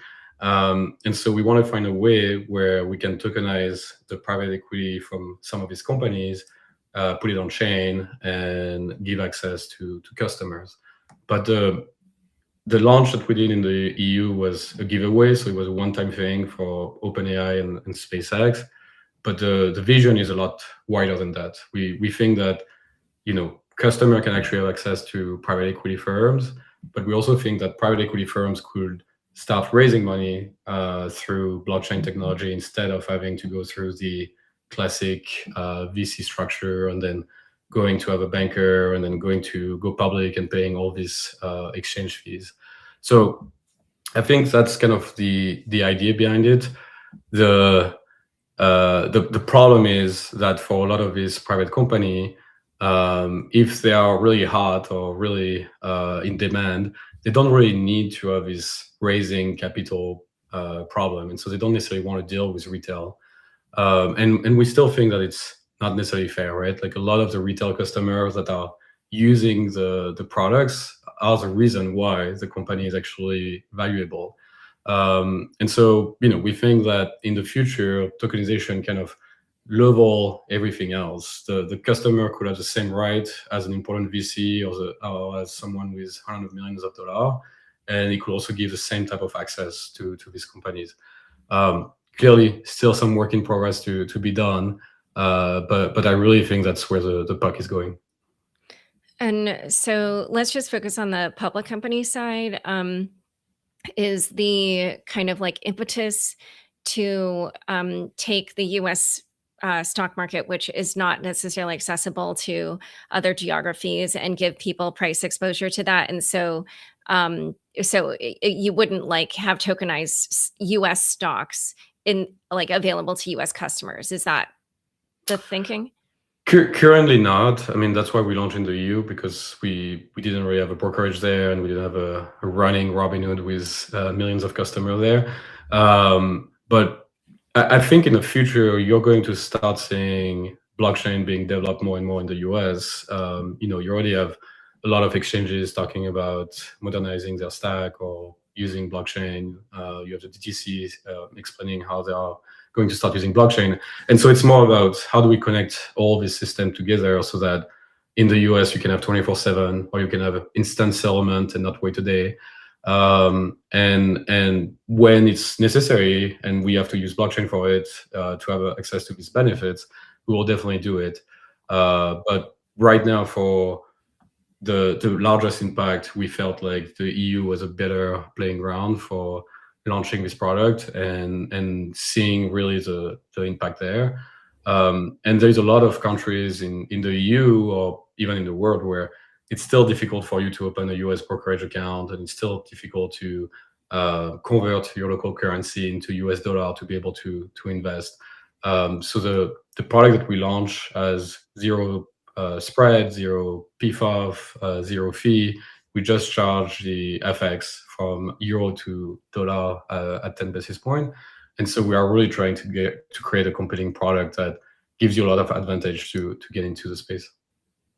Okay. And then so for the private equity or private, I guess, stock side, I know, so I guess initially you guys were given some, or you had access to some tokens that you used to, to some equity that you used to make those tokens.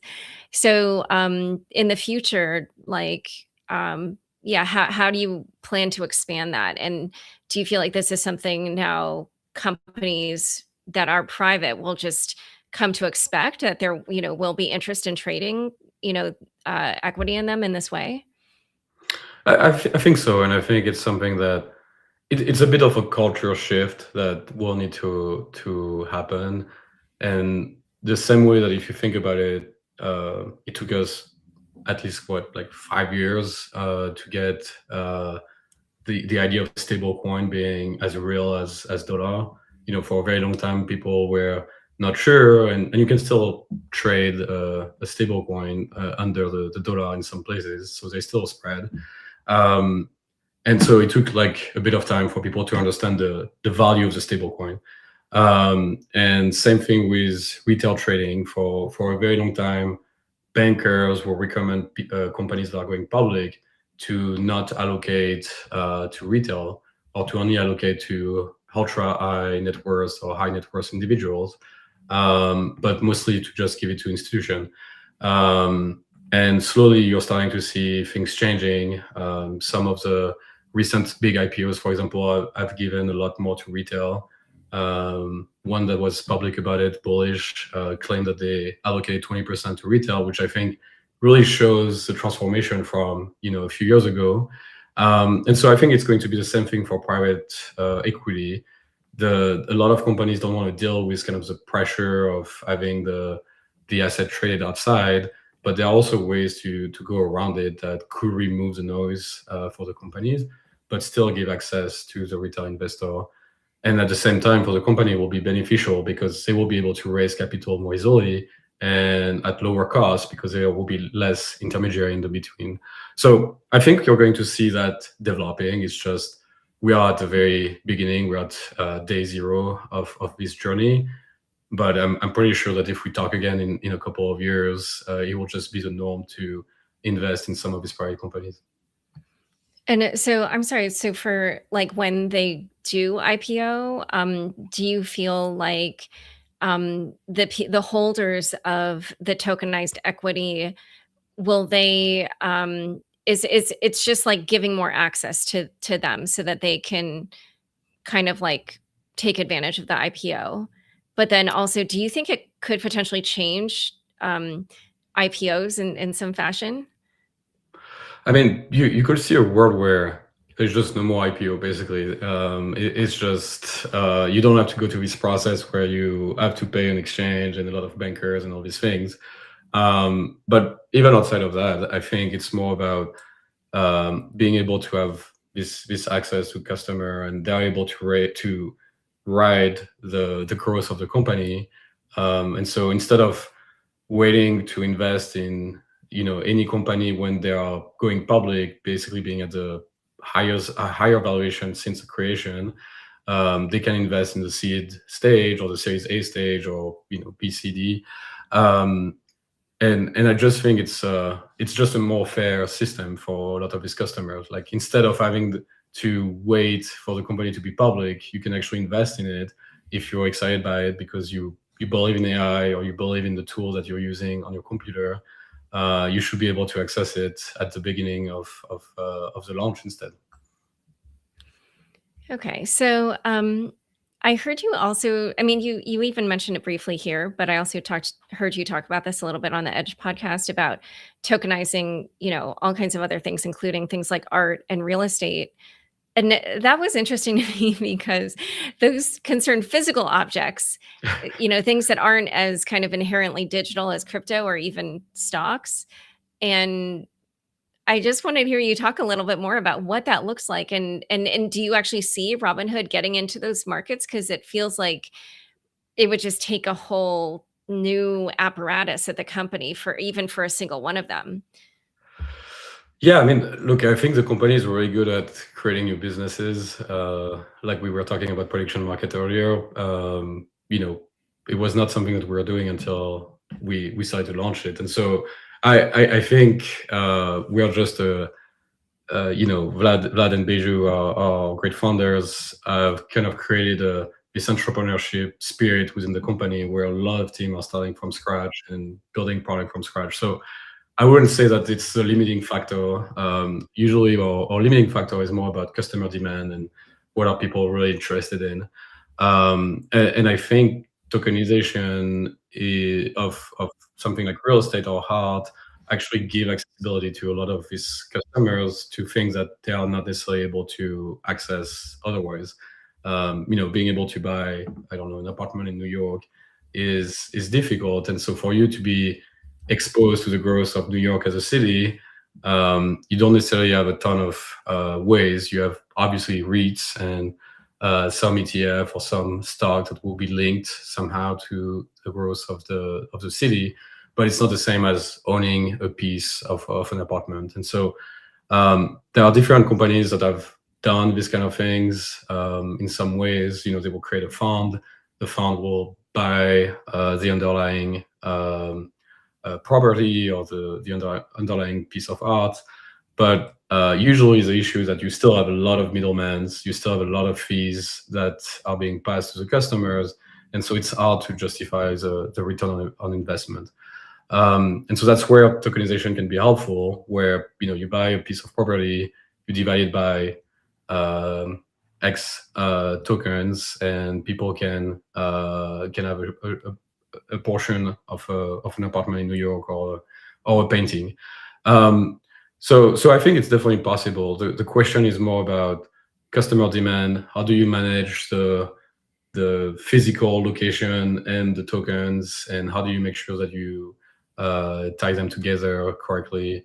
But we meet a lot of startups that are working in this space, and the progress that we've seen in the past has been very exciting. And so I definitely think it's something that we will see in the future, like as of one of the next type of asset that people will start tokenizing.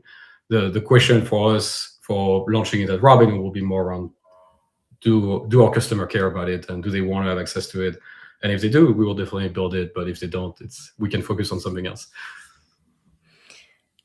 Yeah, I honestly, initially, I wasn't thinking about the investment piece, and I was literally thinking about like tokenizing a deed, but then you also have to transfer the house. So that actually seems much more up Robinhood's alley, what you described. I did also just want to ask, what you were talking about how this technology just enables, a lot of new things. And one thing I think you briefly touched on was just like, settlement can happen a lot more quickly or be like basically instantaneous. I just wondered if you could talk a little bit more about how, as crypto, becomes more adopted, as this technology, kind of powers a lot of backends and gets integrated in more of finance. I wondered what you thought that would unlock for users. Like, how would it impact their financial lives? Yeah, I mean, there are a few things where basically because of the settlement being delayed by business days, a lot of companies need to log capital, and so that capital doesn't work, doesn't generate yield, and therefore that's one of the costs. And so the cost sometimes is passed to the customer, or sometimes it's just passed on the underlying asset. But overall, that could help. The other thing that I often explain to customers that I don't know if you've tried to transfer a brokerage account to another. There's this process called ACATS, where you basically file a form and you wait 3 to 5 days, sometimes more, and you don't really know what's happening. But sometimes it's transferred correctly, sometimes you're missing assets, sometimes you're missing cost bases. All of this is very clunky, frankly, and so having the tokenization of this asset can just make it instant, and you have all the information transferred because it's in the contracts. And so I think overall that's kind of where we're going to see for customer. It's going to give more optionality. It's going to increase competition because more people can trade using the same technology, and therefore you should start to see a world where it will also reduce the cost, and customers should be able to trade for lower cost at the end of the day. All right. So I did also want to ask, Robinhood is famously one of the best product companies. And I'm sure you're very well aware that crypto maybe could use some help in this area. And I wondered, when you look at some of the different crypto offerings, or just kind of where crypto is in its development, how do you think about what crypto needs in order to make itself more accessible to mainstream users? Yeah, I mean, I think that's something that I often talk about. Is I always think that crypto was made by engineer for engineer, and we forgot 99% of the population at the same time. And sometimes what I recommend to founders is to actually stop talking about crypto, and to focus about what are you trying to launch, what is the product you're trying to build, and if it's using crypto rails and it's working well under the hood, that's great. But otherwise, just don't talk about it, and let's focus less about the protocol and more about the actual use case that you're trying to develop. And I think that's what we've been trying to do with some of the product we launched recently. And I told you before, like for our stock tokens, like we don't explain which layer 2 it is or how it's working with the gas fees and all these things. We just tell you, like, buy the Tesla stock token, you buy it, and it's like the same experience that if you were buying it on a US brokerage. And I think that's really key for us to succeed as a community, is to focus less about what is going on under the hood. The same way that I'm sure that when you're using your phone and you're texting your friend, you don't really know what's the protocol happening behind the scenes, and is it using RCA or is it using something else? You just send a text. And so I think that's what we need to do for crypto, and that's what we need to focus on.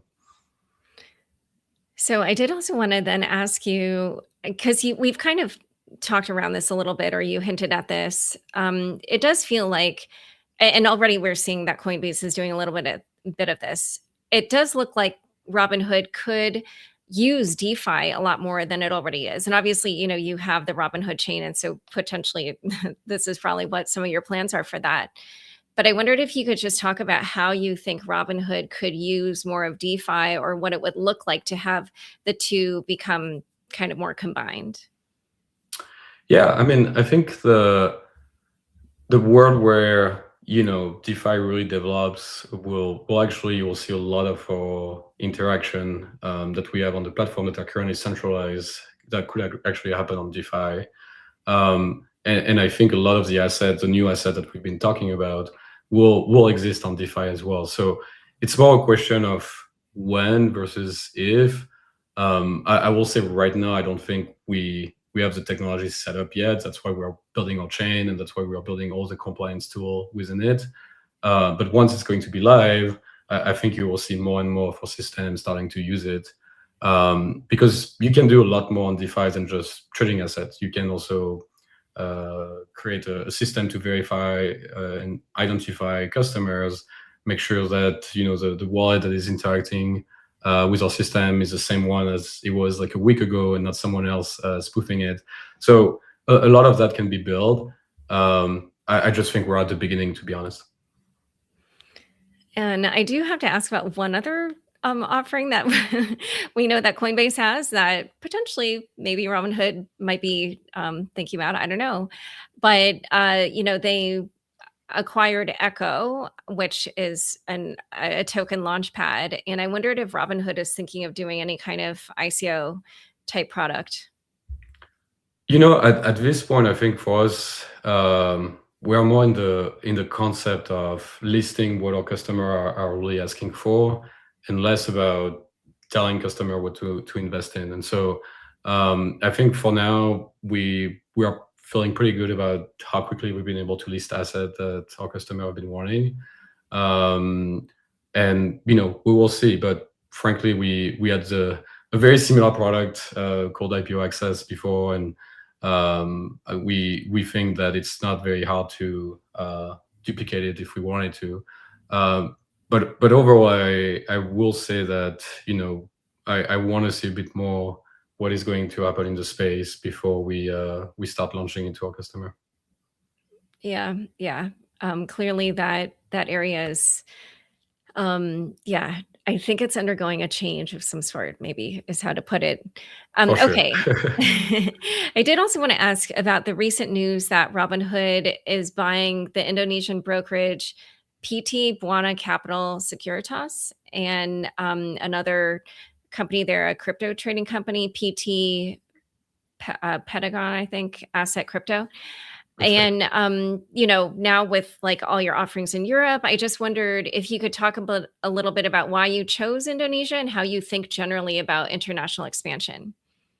Yeah, I mean, international expansion is one of our key pillars. We've been pretty open about it and clear about it. So, we acquired an exchange called Bitstamp in Europe. They have licenses a bit across the globe. We also announced the acquisition of WonderFi in Canada. And we are live in the EU and in the UK in multiple forms. So, for us, international is definitely something that we want to push on. In Asia, we are currently live on the Bitstamp side and in Singapore. And so for us, it was like one big region.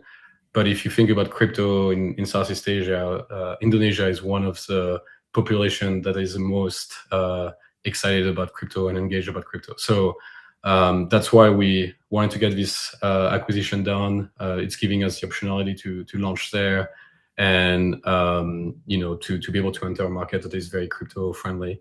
But I think at the end of the day, for us, like you shouldn't be surprised if you see this announcement, because it's really part of this pillar that we said that we wanted to have Robinhood basically offering any type of financial instrument that you're interested in and available globally everywhere in the planet. So we have some work to do there. Yeah, I actually lived in Indonesia right after I graduated from college, so I have a soft spot for it in my heart. Oh, that's awesome. It's a special country. Okay, so I want to go back to something you mentioned earlier, which is, talk about like Robinhood's future as a super app. Just describe a little bit more like what that looks like and how you see, some of the different themes that we talked about in this episode playing a part, like tokenization or just, crypto generally. Well, we also announced a few more things like banking, for example. We started to roll it out to customer, and so you can see that slowly we are trying to get all the pillar of your financial ecosystem, and I think the question between the different products will just become more and more intertwined with the evolution of regulation and the technology as well. You can see a world where the brokerage is using a lot more of the blockchain technology. You can see a world where we're tokenizing more and more of the brokerage and all the products that they offer. And I think that's really the benefit we are getting from having one company that is specialized in all these different financial elements. But there is still a lot of work to be done, and especially in the US, we also have a lot of work to be done on the regulation side. We are still waiting on the market structure bill, for example, that should really help define some of these elements and tell us what we can do or not. And so I think it's maybe a little too early to tell you exactly how this is going to happen. Okay. Well, last question. For 2026, do you have any crypto prediction that you would feel comfortable making? Any prediction? I think what I would be excited about is to see how prediction market and crypto are going to intertwine even more. You already see it. A lot of prediction markets are using crypto technology, but you don't see yet a lot of them using crypto in between. So, for example, if you invest in a very long-term contract, your capital is locked. So I think it could be interesting to see how people are going to start using crypto to find a way to remunerate the time that you're spending on a contract. So yeah, that's probably the prediction. And the second one I always think about more is AI and crypto are the two big things that are happening. And we haven't seen yet the cross that we were thinking will happen a lot sooner, like around lending GPUs or around remunerating GPUs and all these things. So excited to see if 2026 is going to be the year finally. Huh.